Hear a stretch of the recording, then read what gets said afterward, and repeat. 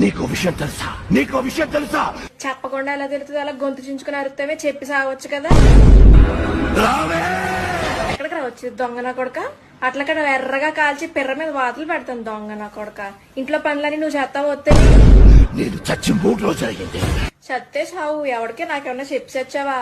నాకేమన్నా ఆస్తి రాసి ఇచ్చావా? దెయ్యం పట్టినోళ్ళలాగా నవ్వేంటి? గొంతులో విక్స్ బిల్లు పాడేసుకో.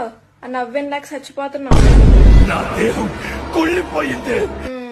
అందుకే రోజు సబ్బుతో మంచిగా రుద్దుకుని స్నానం చేయమని చెప్పేది. సరిగ్గా స్నానం చేయకపోతే అలాగే దేహాలు అయ్యి కుళ్ళిపోతాయి.